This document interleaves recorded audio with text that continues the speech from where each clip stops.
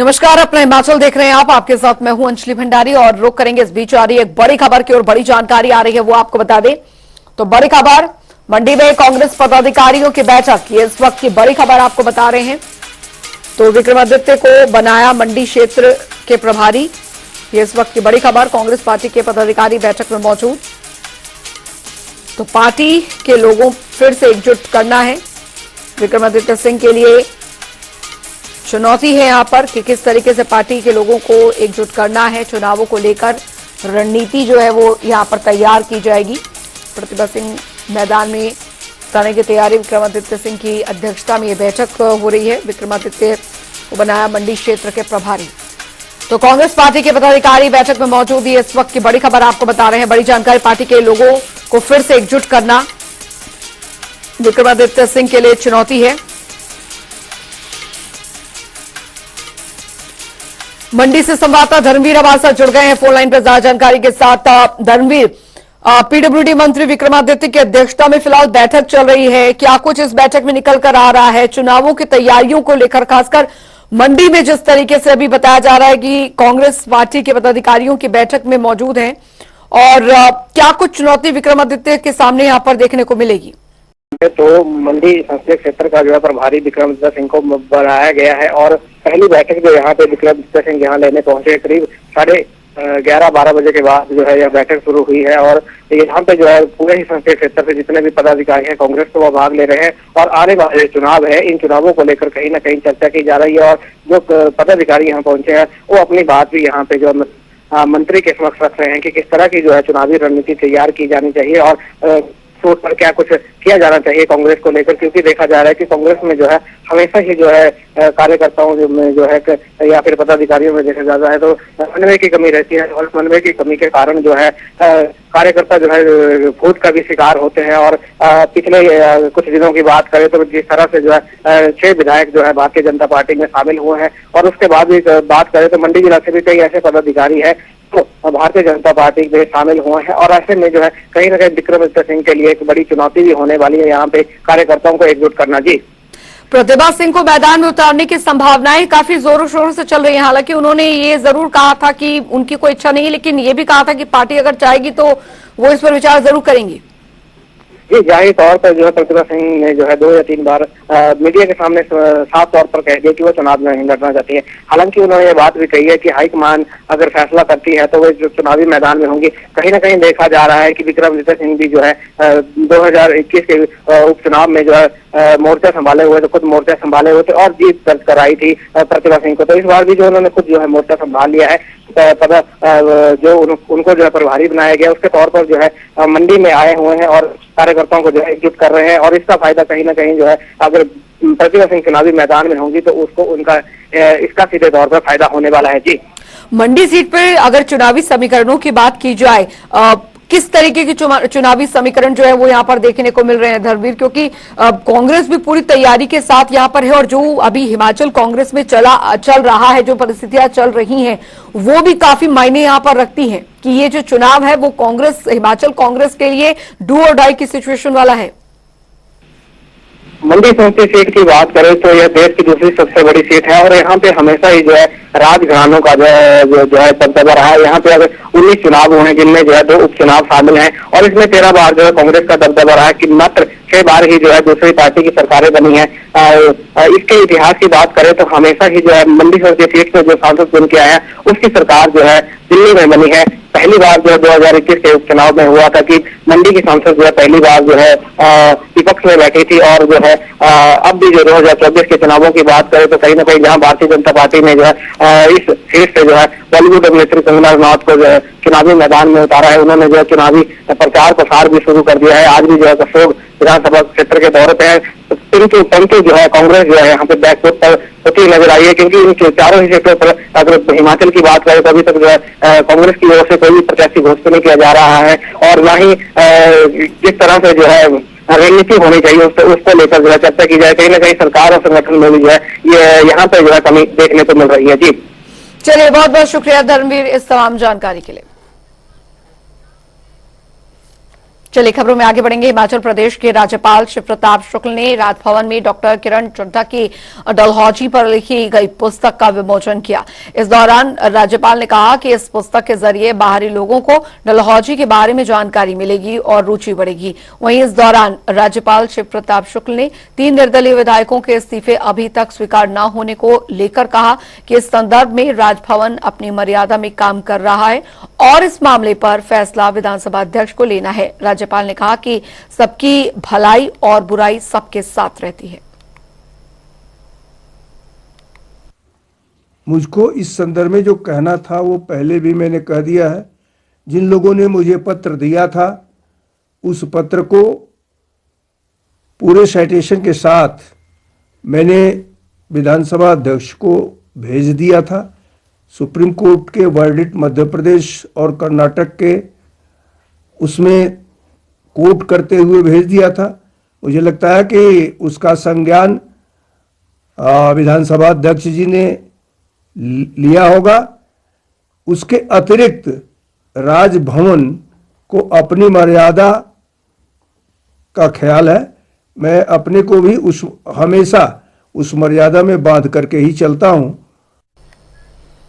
उधर उप मुख्यमंत्री मुकेश अग्निहोत्री ने बीजेपी पर निशाना साधा। उन्होंने कहा है कि क्रॉस वोटिंग करने वाले विधायकों को बीजेपी ने टिकट दिया और इस घटनाक्रम से साबित हो गया है कि प्रदेश सरकार को गिराने की साजिश बीजेपी ने रची थी। कांग्रेस सरकार ये पूरे 5 साल चलनी है, इनके किसी बहकावे में आने की जरूरत नहीं है। आप जो है खुल के वोट डालें। एक बात स्पष्ट हो गई है कि जो 9 लोग जिन्होंने कांग्रेस छोड़ी या निर्दलीय थे, उन सबको भाजपा की टिकट मिलने से ये साबित हो गया है कि हिमाचल प्रदेश की कांग्रेस सरकार को गिराने की साजिश भाजपा ने रची। अभी क्योंकि हमारे टिकट अनाउंस नहीं हुए हैं तो भारतीय जनता पार्टी एक तरफा खेल खेल के ऐसा संकेत देने की कोशिश कर रही है जैसे कि वो जो है किला फतह कर चुके हैं। असलियत उनको उस दिन पता लगेगी जिस दिन हमारे कैंडिडेट्स ग्राउंड पे आएंगे। जो सबसे इम्पोर्टेंट है तो मैं कहना चाहता हूं कि हिमाचल प्रदेश में जो कांग्रेस की सरकार है वो पूरी तरह स्थिर है और हिमाचल प्रदेश की सरकार को ना कोई खतरा है ना भविष्य में कोई खतरा होगा। और ये जरूर है कि कुछ लोगों के का दिल ललचा रहा है और कुछ लोग ये संकेत दे रहे हैं कि 4 जून को जो है एक साथ 2 सरकारें बनेंगी। तो जो है ये स्पष्ट है कि 4 जून को हिमाचल प्रदेश में तो कांग्रेस की सरकार स्थिर होगी। उधर लोकसभा चुनावों को देखते हुए बीजेपी और कांग्रेस में आरोप प्रत्यारोप का सिलसिला लगातार जारी है। अब कांग्रेस सरकार में हर्षवर्धन चौहान ने बीजेपी पर जुबानी हमला बोला है। उन्होंने कहा है कि बीजेपी ने महिलाओं को मिलने वाले 1500 रुपए को बंद करने का काम किया है। साथ ही उद्योग मंत्री हर्षवर्धन चौहान ने कहा था कि सरकार जनता से किए वायदों को लगातार पूरा कर रही है, लेकिन बीजेपी इसमें अड़ंगा लगाने का काम कर रही है। पिछले महीने मार्च में, फरवरी में सरकार ने फैसला किया कि पूरे हिमाचल प्रदेश की सभी महिलाओं को पेंशन लागू की जाएगी और सभी के खाते में 1 अप्रैल 2024 से जो है वो 1500 रुपए की राशि आ जाएगी और वो प्रक्रिया आरंभ हो गई। मैं आज हिमाचल प्रदेश की जनता से पूछना चाहता हूं और बताना चाहता हूं कि प्रदेश सरकार द्वारा जो महिलाओं को पेंशन दी जानी थी, जो 1 अप्रैल 2024 से उनके खाते में आनी थी, उसको किसने रोका? इलेक्शन कमीशन के पास शिकायत करने कौन गए? माननीय जयराम जी पूर्व मुख्यमंत्री और भारतीय जनता पार्टी का जो दल बल के साथ जो इलेक्शन कमीशन के पास गया और उन्होंने इलेक्शन कमीशन को कंप्लेंट की कि जो कांग्रेस सरकार द्वारा जो है और जो लोगों द्वारा फॉर्म, महिलाओं द्वारा फॉर्म भराए जा रहे हैं उसको रोका जाए, इस पेंशन को रोका जाए। उधर ठियोग के पूर्व विधायक रहे स्वर्गीय राकेश वर्मा को की धर्मपत्नी इंदु वर्मा बीजेपी में शामिल हो गई हैं। उन्होंने बीजेपी के प्रदेश अध्यक्ष राजीव बिंदल की मौजूदगी में बीजेपी ज्वाइन की। साल 2022 में टिकट न मिलने से नाराज होकर इंदु वर्मा ने बीजेपी छोड़ कांग्रेस ज्वाइन की थी।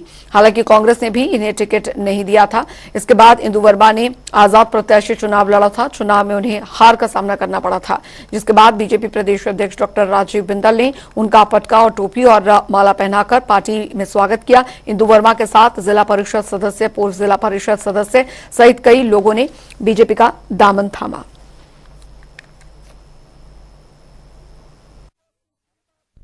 आज हमें इस बात का फख्र है, इस बात का गौरव है कि श्रीमती इंदु वर्मा जी आज भारतीय जनता पार्टी में शामिल हुई हैं।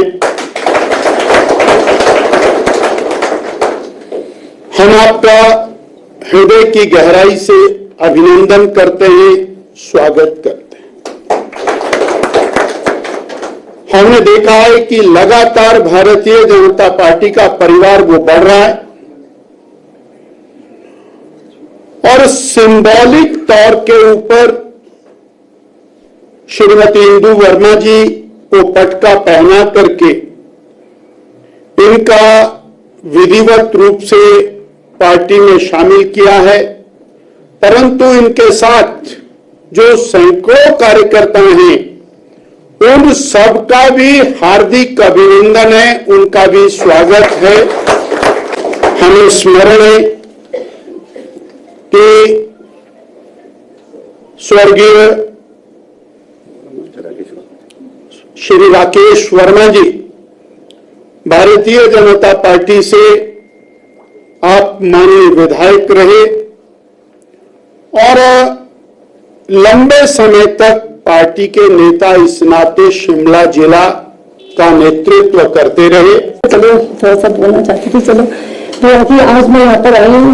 आज मुझे लग नहीं रहा कि मैं ठीक है। कहते हैं कि एक हवा का झोंका था, वो झोंका थोड़ा निकल गया और हम उस बहुत थोड़े समय के लिए वो झोंका आया था, निकल गया। और मैं अपनी पार्टी में आज वापिस आई हूँ और मैं जिस तरह से आज पार्टी में वापिस आकर जिस तरह से पार्टी में आज स्वागत किया है, मैं दिल की गहराइयों से सबसे पहले मैं आदरणीय बिंदल जी का, जो हमारे प्रदेश के अध्यक्ष है, जिनकी अध्यक्षता में आज यह कार्यक्रम हुआ है, और उसके अलावा मैं सबसे ज्यादा धन्यवाद करना चाहूंगी हमारे राष्ट्रीय अध्यक्ष जी का, आदरणीय नड्डा जी का, और यहाँ पर हमारे यहाँ पर आदरणीय बिट्टू जी, बलबीर वर्मा जी बैठे हैं, हमारे जिला के अध्यक्ष बैठे हैं, और संदीप भारद्वाज जी बैठे हैं, और यहाँ पर तमाम जो मंच पर हमारे सभी हमारे जो साथी बैठे हैं भारतीय जनता पार्टी के। सबसे पहले तो मैं आदरणीय बिंदल जी आपका दिल की गहराइयों से आपका बहुत बहुत धन्यवाद करती हूँ कि आपने इतना मान सम्मान के साथ हमारा और जो हमारे इतने कार्यकर्ता यहाँ पर आए हैं, उसने उनका अपना स्वागत किया। और जैसे कि मैं आपको बता रही हूँ कि मैं कोई ठीक है, कई बारी आदमी से समय और परिस्थिति कई बारी ऐसी होती है कि आदमी आप कई दिन में ऐसे गलत हो जाते हैं और कई लिए गलत भी होते हैं। उसको जैसे कि बोला कि सुबह का भूला शाम को आ जाए, तो उसको भूला नहीं कहते हैं। तो देश में लोकसभा चुनाव का बिगुल बज गया है और सभी राजनीतिक दल चुनाव जीतने के लिए तैयारी में जुट गए हैं। हिमाचल प्रदेश में भी लोकसभा चुनाव के लिए बीजेपी और कांग्रेस मैदान में डट गए हैं। सभी संसदीय क्षेत्र में अपने अपने प्रत्याशी चुनावी मैदान में उतारे जा रहे हैं। ऐसे में मंडी संसदीय क्षेत्र की बात करें तो यहां पर बीजेपी ने बॉलीवुड अभिनेत्री कंगना रनौत को चुनावी मैदान में उतारा है, जबकि कांग्रेस अभी तक अपने प्रत्याशी तय नहीं कर पाई है। देखिए रिपोर्ट। बॉलीवुड में अपने सफल करियर के बाद प्रसिद्ध अभिनेत्री कंगना रनौत राजनीति में कदम रख चुकी हैं। कंगना रनौत आगामी लोकसभा चुनावों में बीजेपी की मंडी सीट से चुनाव लड़ने जा रही हैं और आगामी चुनाव के लिए उन्होंने हिमाचल प्रदेश की मंडी में प्रचार अभियान भी शुरू कर दिया है। आज इसी सिलसिले में मंडी पहुंची अभिनेत्री और बीजेपी नेता कंगना का जनता द्वारा गर्मजोशी के साथ भव्य स्वागत किया गया। कंगना से मिलने भारी संख्या में लोग जुटे थे। इस दौरान सभी ने जय श्री राम के नारे भी लगाए। अपने लिए मिले इस स्वागत के लिए उन्होंने मंडी की जनता का सहृदय आभार व्यक्त किया। इसी के साथ उन्होंने मंडी की जनता को संबोधित करते हुए कांग्रेस और विपक्षियों पर जमकर प्रहार किया। मैं ये समझती हूँ कि हमारा जो मंडी क्षेत्र है वो बहुत बड़ा है, ठीक है, मैंने एक किसी फील्ड में मेरी अपनी उपलब्धि होगी फिल्मों में, जहां पे मुझे जो भी अवार्ड मिले हैं, जो भी है, लेकिन इसका ये कतई मतलब नहीं है कि मैं उसके दम पे जीत जाऊंगी। अब ये जो है इलेक्शन है, ऐसा नहीं है। लोगों तक मेरे विचार पहुंचाना आप ही का काम है, लोगों तक मेरी भावना और मेरी निष्ठा। हमारे जो प्रधानमंत्री है, मेरे जो लोगों के प्रति भाव है, मेरे जो मंडी के प्रति भाव है, मेरे जो लोगों की सेवा करने का मेरे मन में जो निष्ठा है, वो भाव आप लोगों तक लेके जाएंगे। लोग उन्हें भ्रमित भी कर रहे हैं कि ये वहां की रहने वाली है, आप फ्लाइट लेके जाओगे क्या उधर? क्या आप मुझे बताइए कि अगर देखा जाए तो जिन्होंने मुझे ऐसा बोला, वो लोग खुद तो रामपुर में रहते हैं, तो क्या वो कभी यहाँ पे मेरा तो यहाँ घर है, मैं तो यहाँ की बेटी हूँ, मेरा मनाली में भी घर है। ये देखो, ये सब विचलित करने वाली बातें हैं। और देखा जाए तो राहुल गांधी तो वायनाड से भी इलेक्शन लड़ते हैं, तो इलेक्शन तो कोई कहीं से भी लड़ सकता है, वो बात नहीं है। बात होती है कि आपकी मंशा क्या है, तुम्हारी भावना क्या है, तुम्हारा से आपका जो है लोगों को सर्व करने की आपकी सच में ही आपकी इच्छा है कि आप बस जीत जाने के लिए या थोड़ा मीडिया में लाइमलाइट में, उसकी मुझे कोई कमी नहीं है। मीडिया की, लाइमलाइट की, मेरा अपना भी प्रोफेशन है। मैं जो यहाँ पे आई हूँ तो मैं अपना सब छोड़कर इसी भाव से आई हूँ कि मुझे लोगों की सेवा करनी है। तो आपको बता दें कि प्रदेश में लोकसभा चुनावों के साथ विधानसभा क्षेत्र में भी उपचुनाव भी होने हैं और इसी को लेकर नेता प्रतिपक्ष जयराम ठाकुर ने बयान दिया है। उन्होंने कहा है कि केंद्र में निष्पक्ष तौर पर प्रधानमंत्री नरेंद्र मोदी के नेतृत्व में बीजेपी की सरकार बनेगी, साथ ही प्रदेश में भी बीजेपी की सरकार बनेगी। वहीं उन्होंने मुख्यमंत्री सुखविंदर सिंह सुक्खू पर निशाना साधते हुए कहा, राज्यसभा चुनाव में बहुमत होने के बावजूद कांग्रेस प्रत्याशी हार गए, नैतिकता के आधार पर मुख्यमंत्री को उसी दिन त्यागपत्र दे देना चाहिए था। अब की बार हिमाचल प्रदेश में जो चुनाव ये हो रहे हैं, लोकसभा के चुनाव पूरे देश भर में, और स्वाभाविक रूप से हिमाचल की परिस्थिति थोड़ी अलग इसलिए है कि 6 विधानसभा के उपचुनाव घोषित हो चुके हैं। 3 निर्दलीय विधायकों ने जिनने अपना त्यागपत्र दिया है, उनका अभी तक निर्णय होना बाकी है। अगर ये 9 उपचुनाव भी लोकसभा के चुनाव के साथ हो जाते हैं, 6 तो निर्धारित ही हैं, अगर 9 के 9 होते हैं तो केंद्र के नरेंद्र मोदी जी के सरकार बनना जो सुनिश्चित है, उसी के साथ साथ में हिमाचल प्रदेश में भी भारतीय जनता पार्टी की सरकार बनेगी। उधर मंडी के सरदार पटेल यूनिवर्सिटी में दाखिले के लिए अब अलग से प्रवेश परीक्षा देनी होगी। सरदार पटेल यूनिवर्सिटी की कुलपति प्रोफेसर अनुपमा सिंह ने जानकारी देते हुए बताया कि इससे पहले हिमाचल प्रदेश यूनिवर्सिटी की मेरिट लिस्ट के आधार पर ही एसपीयू में प्रवेश मिलता था। साथ ही यूनिवर्सिटी के पास सीमित संसाधनों की वजह से प्रवेश परीक्षाओं को आयोजित करवाने का प्रावधान नहीं था, लेकिन अब प्रबंधन की ओर से इन परीक्षाओं को स्वयं आयोजित करवाने का निर्णय लिया गया है।